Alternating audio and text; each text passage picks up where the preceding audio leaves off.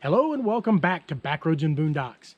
Today we're going to visit Cumberland Falls State Park in Whitley County, Kentucky. We're going to get to see the Niagara of the South, and we're going to learn about the old man and the old woman of the falls. Then we're going to explore the old beach area and see some of the ruins of the buildings that used to be there. So if you're ready to go, why don't you come on along with me and let me show you around.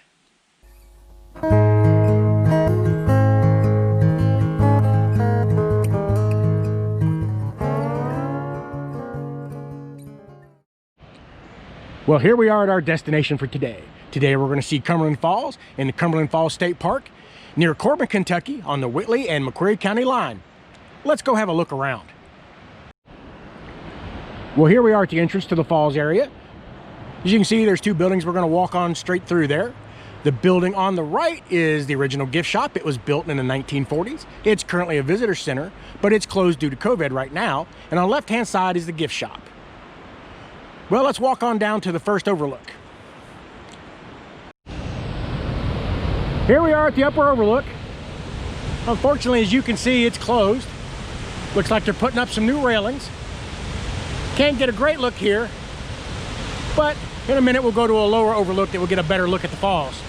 Now, Cumberland Falls is famous for its moonbow. Now, some of you are asking, what's a moonbow? Well, a moonbow is a rainbow like that one in the picture, except it's caused by moonlight.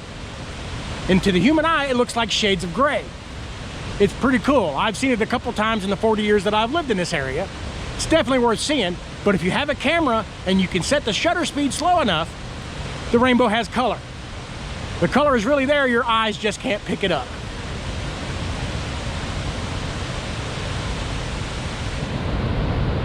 Well, this is all inspiring. Let's move on along and go down toward the next overlook. Now, people have been visiting the falls since prehistoric times, but tourism really didn't get started here until 1875 when the Cumberland Falls Hotel was built on this site right here. And as you can see, we're not very far from the falls. Now, hotel operated here from 1875 till 1949 when the building burnt down. As you can see, there's no traces of the hotel left at all. But wouldn't it have been neat to stay in a hotel this close to the waterfall?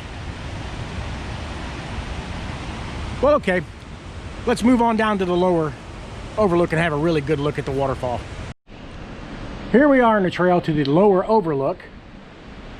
As you can see, the scenery is just gorgeous. Now, it's not a very long walk down to the lower overlook, but there are lots of steps. All right, well, let's move on down and get to the overlook.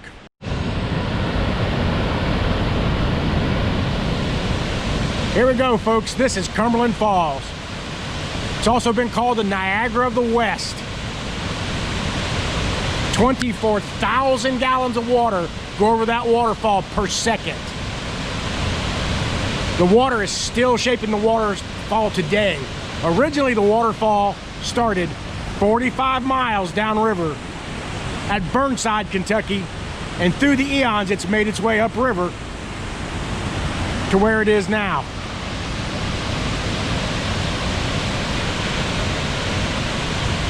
Now, we just talked about the moonbow a few minutes ago. The reason we have the moonbow here is because of the position of the falls in the curve of the river right here. In a few thousand years, the falls will have moved upriver some more, and the moonbow won't be here anymore. Now, I've been coming here for probably 30 years on and off, and the place has changed a lot just in the time I've been coming here. When I first started coming here, there was a trail that led from this overlook along those rocks and took you in behind the falls. And as you can see, it's not there anymore. And also at one time, there were two rock formations.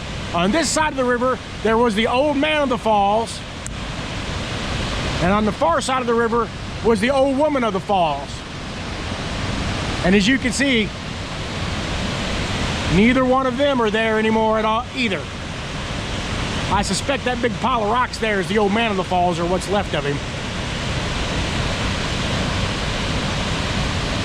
Here's a picture of what they looked like when they were here.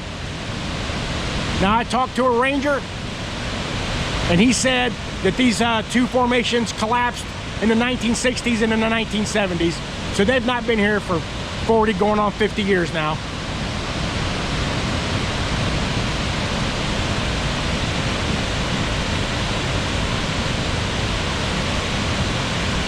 All right. There's a few more things to see here, so we'll move on down a little bit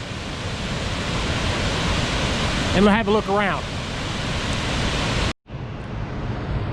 Here we are at the DuPont Overlook, and this tablet is dedicated to T. Coleman DuPont.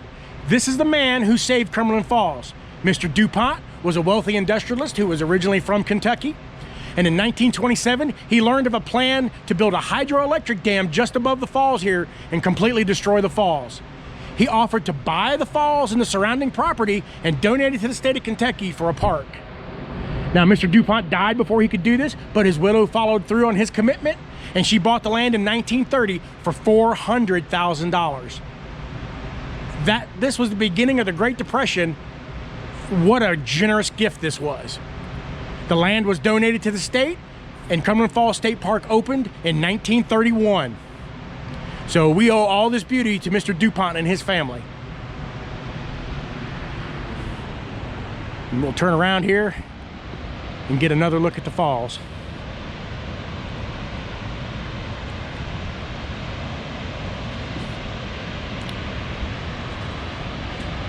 And here we have another look at the falls.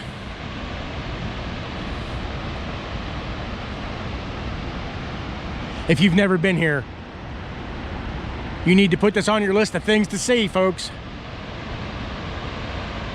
This is awe-inspiring.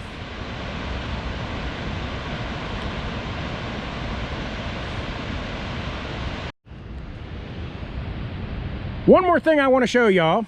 At one time, the park actually had a beach, and this is the trail that leads there. So let's walk down here and have a look around at the old beach. Well, we just came down these steps on our way to the beach, and here is this neat cave. I guess it's a cave. It might just be where two boulders have crashed together. Let's walk up in here and have a look.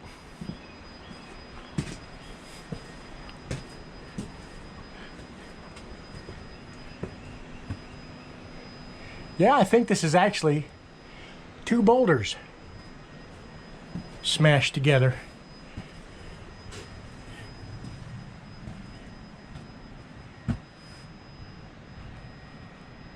Wow. Very neat. Well, looks like somebody spray painted on that rock.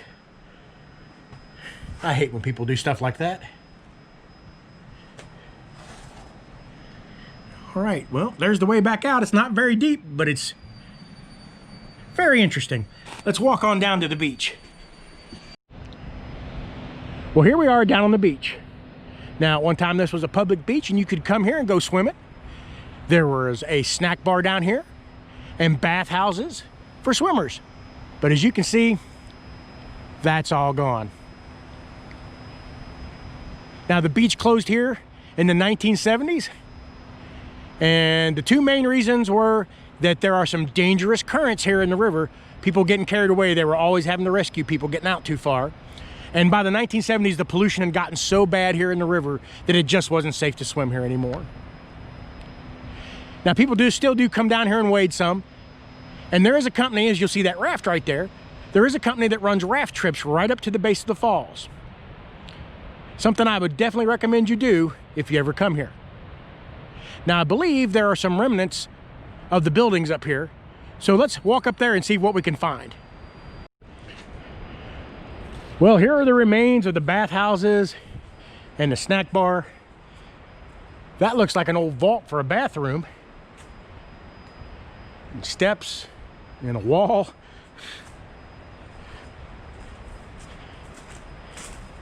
And just shattered pieces of concrete everywhere.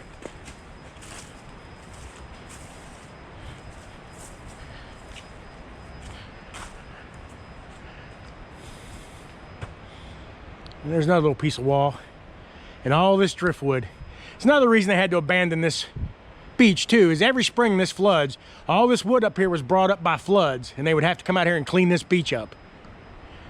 And I'd say that's probably what destroyed all these buildings over time too.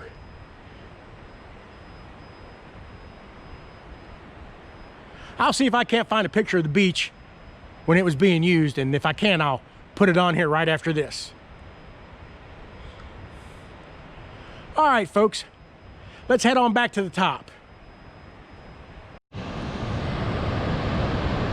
Well, I can't think of a better place to wrap up today's adventure than right here. I hope you all enjoyed today's adventure. If you did, be sure to give us a like. Don't forget to subscribe and ring that bell button so you know when we put up new material. Thanks for coming along today, and we'll see y'all next time.